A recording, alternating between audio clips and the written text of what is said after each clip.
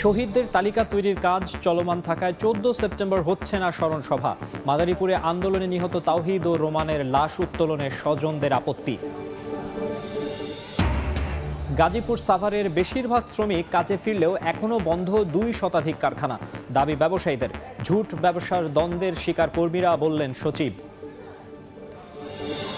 এবং শঙ্কা কাটিয়ে চট্টগ্রামে টিসিবির ন্যায্য মূল্যে পণ্য বিক্রি শুরু চলবে আরও কয়েকদিন। কাউন্সিলররা পলাতক থাকায় ব্যবস্থাপনায় কর্মকর্তারা।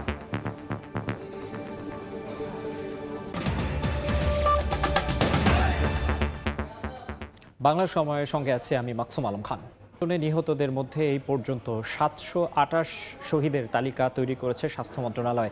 বিকেলে সচিবালয়ে ব্রিফিংয়ে এই তথ্য জানিয়েছেন তথ্য সম্প্রচার উপদেষ্টা নাহিদ ইসলাম। শহীদদের তালিকা তৈরির কাজ চলমান থাকায় আগামী 14 সেপ্টেম্বরের স্মরণ সভা স্থগিত করা হয়েছে বলেও জানিয়েছেন তিনি।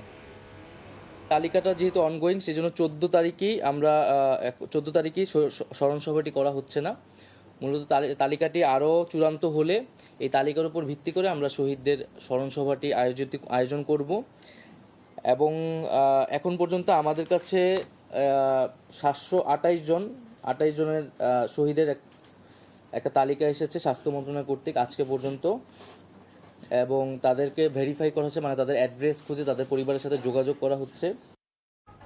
বৈষম্য বিরোধী ছাত্র আন্দোলনে বগুড়ায় পুলিশের গুলিতে শহীদ শুভ ইসলাম ও শিমুল মণ্ডলের কবর জিয়ারত করেছেন কেন্দ্রীয় সমন্বয়করা। সকালে শহরের আঞ্জুমান মফিদুল ইসলাম কবরস্থানে যান তারা। এ সময় বৈষম্য বিরোধী ছাত্র আন্দোলনের কেন্দ্রীয় সমন্বয়ক মাহিন সরকারের সঙ্গে ছিলেন আরও বেশ কয়েকজন কেন্দ্রীয় সমন্বয়ক। উপস্থিত ছিলেন বগুড়া জেলার আন্দোলনরত শিক্ষার্থীরা। গণ অভ্যুত্থানে নিহত সব শহীদের আত্মার মাগফিরাত কামনা করে দোয়া ও মোনাজাত করা হয়। বিকেলে সরকারি আজিজুল হক কলেজের ছাত্র নাগরিকদের সঙ্গে মত বিনিময় করার কথা ছিল সমন্বয়কদের।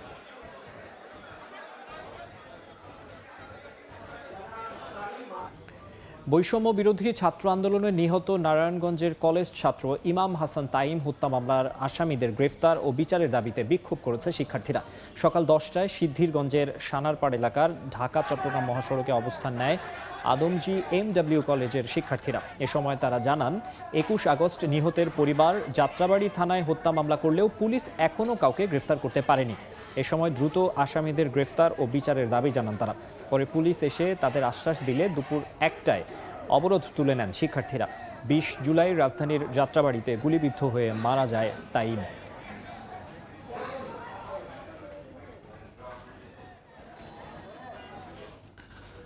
কাজে ফিরলেন গাজীপুর ও সাভারের পোশাক শ্রমিকরা। এদিকে শিল্প এলাকায় গিয়ে মালিক শ্রমিকদের সঙ্গে কথা বলেছেন শ্রম ও কর্মসংস্থান মন্ত্রণালয়ের নতুন সচিব AHM শফিকুজ্জামান। গাজীপুরের টঙ্গীতে মতবিনিময় সভায় তিনি বলেন, ঝুট ব্যবসার দ্বন্দ্বের শিকার হচ্ছেন শ্রমিকেরা। মোজাফর হোসেন জয়কে সঙ্গে নিয়ে রাজিবুল হাসানের রিপোর্ট। কাজে ফিরতে শুরু করেছেন শিল্পনগরী গাজীপুর ও সাভারের ইপিজেডের পোশাক কারখানার শ্রমিকরা। এতে স্বাভাবিক হয়েছে অধিকাংশ পোশাক কারখানার উৎপাদন। নির্ধারিত সময়ে বেতন দেয়া, হাজিরা বোনাস বাড়ানো, বার্ষিক পাওনা ছুটি ছাঁটাই বন্ধ সহ নানা দাবিতে প্রতিদিনই বিভিন্ন স্থানে চলছে পোশাক শ্রমিকদের অসন্তোষ। সমস্যা সমাধানে বৃহস্পতিবার সকালে গাজীপুরের টঙ্গীতে শিল্প মালিক ও সংশ্লিষ্টদের সঙ্গে মতবিনিময় করেন শ্রম ও কর্মসংস্থান মন্ত্রণালয়ের নবনিযুক্ত সচিব AHM শফিকুজ্জামান। দাবি করেন, জুট ব্যবসার দ্বন্দ্বে পোশাক কারখানার শ্রমিকদের ব্যবহার করা হচ্ছে। এ কারণে শিল্পনগরীতে কাটছে না অসন্তোষ। সংকট সমাধানে BGMEA ও শ্রমিক সংগঠনের নেতাদের সঙ্গে আলোচনা চলছে বলে জানান তিনি। পরে কয়েকটি তৈরি পোশাক কারখানা ঘুরে দেখেন তিনি, কথা বলেন শ্রমিকদের সঙ্গে। যারা এই ঝুট ব্যবসা নিয়ন্ত্রণ করে, এবং সেই ঝুট ব্যবসা যেহেতু একটা সময় এটি নিয়ন্ত্রণ করতো একটা গ্রুপ, এখন আবার নতুন গ্রুপ আসছে, এবং সেখানে কিন্তু একটা ঝামেলা হচ্ছে। এই ঝামেলা কিন্তু এই শ্রমিকদের দিয়ে করানো হচ্ছে। এটি আমাদের গোয়েন্দা রিপোর্ট আমি নিয়ে আসছি, সেখানে স্পষ্টীকরণ করা হচ্ছে এবং শ্রমিক লিডারও এটা বলবেন। এদিকে সাভারের আশুলিয়ায় কর্মপরিবেশ এখনও স্বাভাবিক হয়নি। অনির্দিষ্টকালের জন্য বন্ধ ঘোষিত কারখানাগুলো বৃহস্পতিবার পর্যন্ত খুলেনি। তবে শ্রমিকরা কাজে যোগ দেওয়ায় ইপিজেড সহ আশপাশের অনেক কারখানায় উৎপাদন সচল হয়েছে। সড়ক মহাসড়কে বাড়ানো হয়েছে শিল্প, পুলিশ, র্যাব, বিজিবি সহ সেনাবাহিনীর টহল। 1 বছর চাকরির বয়স হওয়ার আগেই সেগুলো লোকগুলো ছাঁটাই করে বের করে দেয়, বোনাস দেয় না। দ্বিতীয় সমস্যা, ওয়ার্কারে 5টার পরে ডিউটি করাই, ওগুলোর ওভার টাইম দেয় না। আমরা 9টা বাজে সবাই গেটে দাঁড়াইছিলাম, মালিক পক্ষের কোনো লোকজন এসে বলে না যে তোমরা অপেক্ষা করো, কিংবা আজকে বাসায় যাও, কালকে বা পরশু দিনকে মালিক পক্ষ এসে তোমাদের একটা ডিসিশন দিব। কিছু কিছু ফ্যাক্টরিতে যেগুলো খোলা আছে সেখানে আন্দোলন আছে, মানে দাবি দেওয়া নিয়ে তাদের মধ্যে কথা চলছে। অন্য সকল ফ্যাক্টরিগুলোতে যথাযথভাবে কাজ চলছে। শ্রম সচিব জানায়, বৃহস্পতিবার নারায়ণগঞ্জে শতভাগ কারখানা খোলা থাকলেও গাজীপুরে 8টি এবং আশুলিয়ায় 160টি বন্ধ রয়েছে। রাজিবুল হাসান, সময় সংবাদ। ছাত্র জনতার অভ্যুত্থানের পর দুষ্কৃতিকারীরা নাজুক আইন শৃঙ্খলা পরিস্থিতির সুযোগ নেয়ার চেষ্টা করছে জানিয়ে ব্যবসায়ী নেতারা বলেছেন, শিল্পাঞ্চলে সার্বক্ষণিক যৌথ বাহিনীর উপস্থিতি নিশ্চিত করতে হবে। বিকেলে হোটেল ইন্টারকন্টিনেন্টালে ইন্টারন্যাশনাল চেম্বার অব কমার্স আয়োজিত ন্যাশনাল বিজনেস ডায়ালগে ব্যবসায়ীরা জানান, অভ্যুত্থান পরবর্তী 100 কারখানায় ভাঙচুর এবং 200-র বেশি কারখানা বন্ধ রাখায় ক্ষতি হতে পারে অন্তত 5,000 কোটি টাকার। ছাত্র জনতার অভ্যুত্থানের পরবর্তী সময় থেকে দেশে আইন শৃঙ্খলা বাহিনীর একটি বড় অংশ শূন্যতা সৃষ্টি হয়েছে। এই সুযোগে কিছু দুষ্কৃতিকারী দেশে বিশৃঙ্খলা সৃষ্টির প্রচেষ্টা চালাচ্ছে, যার একটি বড় প্রভাব পড়েছে রপ্তানি সহ সকল শিল্প কারখানার উপরে। দুষ্কৃতিকারীদের হামলার কারণে এ যাবৎ প্রায় আনুমানিক 100টি শিল্প ক্ষতিগ্রস্ত হয়েছে এবং অবস্থা বেগতিক দেখে 200-র অধিক কারখানা বন্ধ রাখতে হয়েছে। আমরা অবিলম্বে সকল শিল্পাঞ্চলে যৌথ বাহিনীর অধিকতর উপস্থিত সার্বক্ষণিকভাবে নিশ্চিত করার জন্য আপনার কাছে অনুরোধ জানাচ্ছি। সংবিধানে যেই ধারাগুলো সরকারকে স্বৈরাচার এবং স্থায়ী হওয়ার সুযোগ দেয় সেগুলো বাতিলের দাবি জানিয়েছেন নাগরিক ঐক্যের সভাপতি মাহমুদুর রহমান মান্না। দুপুরে নারায়ণগঞ্জ প্রেস ক্লাবে ছাত্র জনতার গণ অভ্যুত্থান পরবর্তী আজকের বাংলাদেশ শীর্ষক আলোচনা সভায় তিনি এই কথা বলেন। আমরা দেশের আইন শৃঙ্খলা বদ্ধ চেষ্টা করছি, আমরা আমাদের দেশে আবার যাতে স্বৈরাচার ফিরে আসতে না পারে তার জন্য আমাদের বিধি বিধানে কীরকম জায়গা আছে, এই জন্য কনস্টিটিউশনটাকে ঠিক করতে হবে। আর হচ্ছে পাওয়ার কোনো একটা বিশেষ জায়গাতে কনসেন্ট্রেট করতে দেওয়া যাবে না, এটা যদ্দূর পারি বিকেন্দ্রীকরণ করতে হবে, তাহলেও রিটার্ন অফ ফ্যাসিজম ডিফিকাল্ট হয়ে যায়। প্রয়োজনীয় সংস্কারের মাধ্যমে একটি সুষ্ঠু ও নিরপেক্ষ নির্বাচন আয়োজনের আহ্বান জানিয়েছে জামায়াতে ইসলামীর সেক্রেটারি জেনারেল অধ্যাপক মিয়া গোলাম পরওয়ার। বিকেলে চট্টগ্রামে এক সমাবেশে তিনি একথা বলেন। নির্বাচনের পরিবেশ তৈরিতে যতটুকু সময় প্রয়োজন জামাত তা দিতে রাজি বলেও জানিয়েছেন দলটির এই দ্বিতীয় শীর্ষ নেতা। সরকারের প্রতি আমাদের আহ্বান থাকবে, একটা যৌক্তিক সময়, না অতি খুব দীর্ঘ না খুব স্বল্প, মিনিমাম একটা সুষ্ঠু নির্বাচন করতে আমাদের যতটুকু সংস্কার প্রয়োজন সেই সংস্কারটুকু শেষ করে একটি জাতীয় নির্বাচনের মাধ্যমে জনগণের নির্বাচিত জনপ্রতিনিধির কাছে ক্ষমতা হস্তান্তর করার মধ্য দিয়ে এই দেশের শহীদদের স্বপ্নকে পূরণ করা হোক। এক লুটেরা দুর্নীতিবাজকে পরিবর্তন করে একই ধরনের আরেক অপরাধীকে ক্ষমতায় বসানো প্রতিরোধে সবাইকে ঐক্যবদ্ধ থাকার আহ্বান জানিয়েছেন ইসলামী আন্দোলন বাংলাদেশের সিনিয়র নায়েবে আমির মুফতি সৈয়দ মোহাম্মদ ফয়জুল করিম। দুপুরে বরিশালের অশ্বিনী কুমার হলে দ্বিবার্ষিক ওলামা সম্মেলনে প্রধান অতিথির বক্তব্যে তিনি এই কথা বলেন। দুর্নীতিবাজ খুনি ডাকাতকে পরিবর্তন করে আর এক ডাকাতকে ক্ষমতায় বসাতে চাই না, ঐক্য চাই, কোনো সন্দেহ নেই, কিন্তু ঐক্যের মাধ্যমে কোনো বাতিল শক্তিশালী হোক, তাদের বাতিলগিরি সব জায়গায় সম্প্রসারিত হোক, এইটা কিন্তু আমরা চাই না। ভারতে পালানোর সময় আটক হয়েছেন চট্টগ্রাম 6 আসনের সাবেক সংসদ সদস্য ফজলে করিম চৌধুরী। তাকে ব্রাহ্মণবাড়িয়ার আখাউড়া সীমান্ত থেকে আটক করেছে বিজিবি। সকালে অবৈধভাবে ভারতে পালানোর সময় আখাউড়ার গাজীর বাজারের ফকিরমুড়া এলাকা থেকে তাকে আটক করা হয়। বিজিবি জানায়, ভারতে পালানোর সময় ফজলে করিম সহ আখাউড়ার সাবেক ইউপি সদস্য হান্নান মোল্লা এবং মানব পাচার চক্রের সদস্য নাইম চৌধুরীকে আটক করা হয়। গত 5 আগস্ট সরকার পতনের পর থেকে আত্মগোপনে ছিলেন ফজলে করিম। তার বিরুদ্ধে চট্টগ্রাম ও রাউজানে একাধিক মামলা রয়েছে। সাবেক প্রধানমন্ত্রী শেখ হাসিনাকে ফেসবুকে কটূক্তি করার অভিযোগে দায়ের করা মামলায় খালাস পেয়েছেন বিএনপির যুগ্ম মহাসচিব সৈয়দ মোয়াজ্জেম হোসেন আলাল। সকালে খুলনা সাইবার ট্রাইব্যুনালের বিচারক কণিকা বিশ্বাস তাকে খালাস দেন। এর আগে উচ্চ আদালতের জামিন শেষে এই আদালতে আত্মসমর্পণ করেন মোয়াজ্জেম হোসেন আলাল। মামলা সূত্রে জানা যায়, 2021 সালের 12 ডিসেম্বর খুলনা সদর থানায় সৈয়দ মোয়াজ্জেম হোসেন আলালের বিরুদ্ধে ফেসবুকে সাবেক প্রধানমন্ত্রী শেখ হাসিনাকে কটূক্তি করার অভিযোগে মামলা করেন জেলা আইনজীবী সমিতির সভাপতি অ্যাডভোকেট সাইফুল ইসলাম। 2022 সালের 30 জুন তদন্তকারী কর্মকর্তা মামলার তদন্ত প্রতিবেদন আদালতে জমা দেন। মামলায় এতদিন উচ্চ আদালত থেকে জামিনে ছিলেন সৈয়দ আলাল।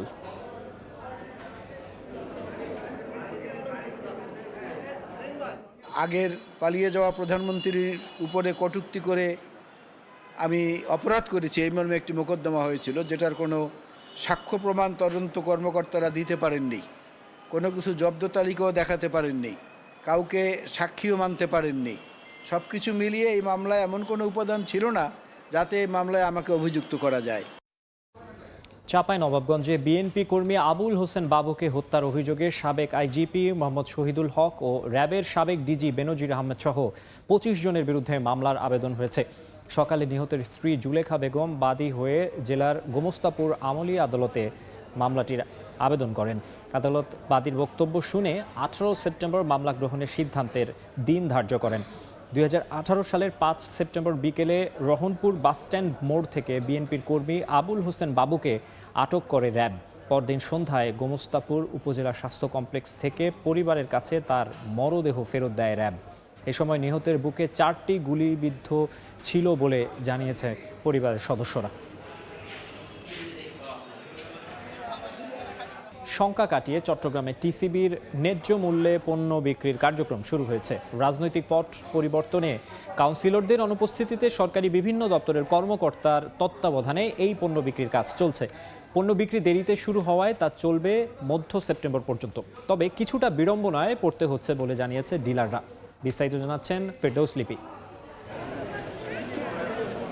নিম্ন আয়ের মানুষদের মধ্যে খাদ্য নিরাপত্তায় ভূমিকা রাখতে ট্রেডিং কর্পোরেশন অব বাংলাদেশ বা টিসিবি সারা দেশে 1 কোটি ফ্যামিলি কার্ডধারী পরিবারের মাঝে ভর্তুকি মূল্যে পণ্য বিক্রি করে প্রতি মাসে। কিন্তু গত 5 আগস্ট ছাত্র জনতার গণ অভ্যুত্থানে রাজনৈতিক পট পরিবর্তনের পর চট্টগ্রাম নগরীর 41টি ওয়ার্ডের অনেক কাউন্সিলর 1 মাস ধরে অফিস করছেন না। অনেকে রয়েছেন আত্মগোপনে। ফলে কাউন্সিলরদের অনুপস্থিতিতে নগরীতে আগস্ট মাসে টিসিবির ন্যায্য মূল্যে পণ্য বিক্রি কার্যক্রম চালু করা যায়নি। তবে শেষ পর্যন্ত সরকারি বিভিন্ন দফতরের কর্মকর্তাদের তত্ত্বাবধানে ডিলারদের মাঝে টিসিবির পণ্য বিক্রি কার্যক্রম শুরু হয়েছে। আর অল্প কিছু কার্ড আমার টোটাল চিটং জেলায় হলো 5,35,050 জন উপভোগী, তার মধ্যে আর হয়তো 70,000 কার্ডের পণ্য বাকি আছে। আমি আশা করি আগামীকাল পরশুর মধ্যে আমি শেষ করে দিব। শঙ্কা কাটিয়ে দেরিতে হলেও আগস্ট মাসে টিসিবির পণ্য বিক্রি শুরু হয়। সেপ্টেম্বর মাসেও আঞ্চলিক অফিস থেকে গেল মাসের পণ্য তুলছেন ডিলাররা। তবে পণ্য প্রাপ্তিতে বেশ কয়েকজনের স্বাক্ষর লাগায় বিড়ম্বনায় পড়তে হচ্ছে তাদের। বিড়ম্বনা পড়তেছে, এরাও বুঝাইতে পারতেছে না, ওনারাও বুঝে নিতে পারছে। ওনাদেরকে চিঠি দিয়েছে সরকারিভাবে দেখে স্বাক্ষর করার জন্য। তো ওইটা হলো যে উনি মাল বিক্রিকালীন সময় যদি ওনাদেরকে একটু খবর দেয় তাহলে ওনাদেরকে একটু নিয়ে আসতো, ওনারা তা চিনে না। বিশেষজ্ঞরা বলছেন দ্রব্যমূল্যের ঊর্ধ্বগতির বাজারে ইতিবাচক প্রভাব ফেলতে হলে ওএমএস টিসিবির বাইরেও রেশন কার্ডের ব্যবস্থা করতে হবে। সে সঙ্গে সম্পূর্ণ ভেঙে দিতে হবে বাজার সিন্ডিকেট। রেশনিং সিস্টেমটিকে একটু আপগ্রেড করে এখানে আপনার বিশেষ করে সমবায় পদ্ধতি যদি আমরা পণ্য সংগ্রহ এবং পণ্য বিতরণের ব্যবস্থা করতে পারি এবং টিসিবিকে আরও বেশি সক্ষম করে তোলা এবং এখানে স্বচ্ছতার জবাবদিহিতার ব্যবস্থা যদি করা যায় তাহলে কিন্তু সেটা একটা পথ খোলা আসতে পারে। চট্টগ্রামে মহানগর ও 15 উপজেলা মিলে মোট 5,35,050 জন ফ্যামিলি কার্ডধারী টিসিবির পণ্য পেয়ে থাকে। ফেরদৌস লিপি, সময় সংবাদ, চট্টগ্রাম। মেহেরপুরে বাসে তল্লাশি চালিয়ে 25টি দ্বিখণ্ডিত স্বর্ণের বার সহ 2 জনকে আটক করা হয়েছে। বিজিবি জানায় ঢাকা থেকে ছেড়ে যাওয়া মেহেরপুরগামী জেআর পরিবহনে স্বর্ণ পাচার হচ্ছে এমন সংবাদ পেয়ে সদরের আমঝুপি মেইন রোডে অবস্থান নেয় টহল দল। এ সময় বাসটি থামিয়ে তল্লাশি চালিয়ে 25টি দ্বিখণ্ডিত স্বর্ণের বার, নগদ 5,804 টাকা ও 2টি মোবাইল ফোন জব্দ করা হয়। আটক করা হয় 2 পাচারকারীকে। জব্দকৃত মালামালের বাজার মূল্য 2,60,00,000 টাকারও বেশি বলে জানিয়েছে বিজিবি। এদিকে কক্সবাজারে চিকিৎসকের ওপর হামলার প্রতিবাদে চট্টগ্রাম মেডিকেল কলেজ হাসপাতালে বিক্ষোভ ও মানববন্ধন করেছেন সাধারণ শিক্ষার্থীরা। সকালে ক্যাম্পাসের সামনে ব্যানার ও ফেস্টুন হাতে এই প্রতিবাদী কর্মসূচি পালন করেন তারা। এতে একাত্মতা জানিয়ে অংশ নেন চিকিৎসকরাও। হাসপাতালে নিরাপদ পরিবেশের নিশ্চয়তা চান তারা। আর চিকিৎসকের ওপর হামলায় জড়িতদের দৃষ্টান্তমূলক শাস্তির দাবি জানান শিক্ষার্থীরা। বুধবার কক্সবাজার সদর হাসপাতালের সিসিইউতে এক রোগীর মৃত্যুকে কেন্দ্র করে চিকিৎসকদের ওপর হামলা চালান স্বজনরা। এই ঘটনায় শহরের বিভিন্ন এলাকায় অভিযান চালিয়ে 4 জনকে গ্রেফতার করেছে পুলিশ। চট্টগ্রাম বিশ্ববিদ্যালয়ে উপাচার্য নিয়োগের দাবিতে প্রধান ফটকে তালা দিয়ে অবস্থান কর্মসূচি পালন করেছেন সাধারণ শিক্ষার্থীরা।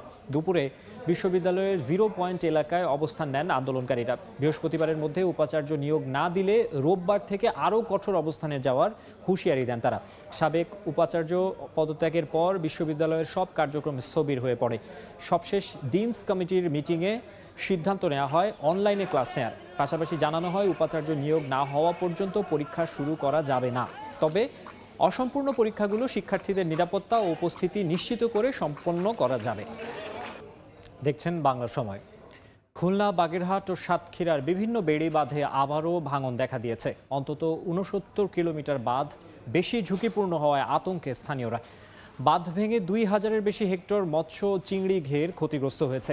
মাছ চাষিদের লোকসান টাকার অঙ্কে 38 কোটি। এছাড়া 40 হেক্টর কৃষি জমি ক্ষতিগ্রস্ত হয়েছে। পানি উন্নয়ন বোর্ড বলছে বেড়িবাঁধের জরুরি স্থানে সংস্কার করা হচ্ছে।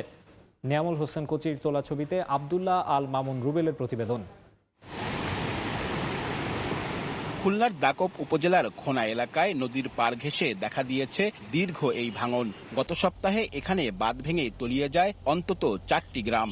একইভাবে এর এক সপ্তাহ আগে জেলার পাইকগাছা উপজেলার দেলুটি ইউনিয়নে বাঁধ ভেঙে অন্তত 13টি গ্রাম তলিয়ে যায়। সব মিলিয়ে ক্ষতিগ্রস্ত হয় 2152 হেক্টর মৎস্য ও চিংড়ি ঘের টাকার অঙ্কে, যা 38 কোটি টাকারও বেশি। এছাড়া 40 হেক্টর কৃষি জমি পানিতে তলিয়ে যায়।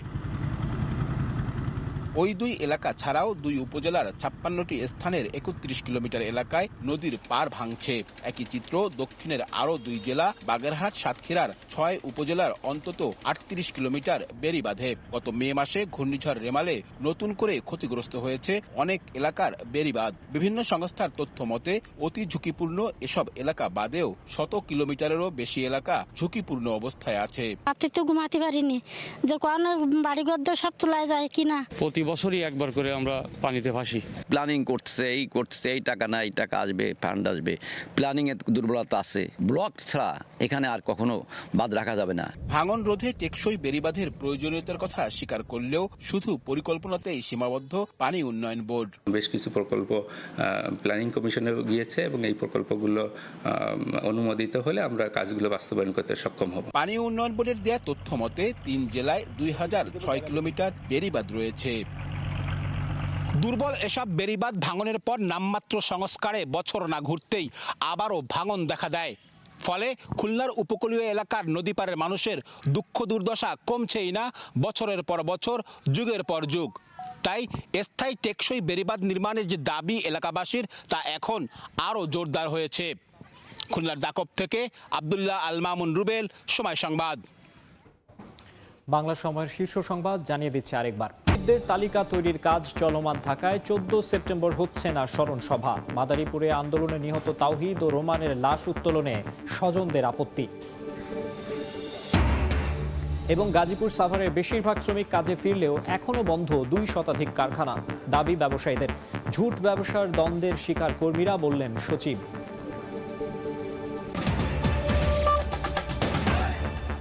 এই ছিল বাংলা সময়ে, সঙ্গেই থাকুন সময়ের।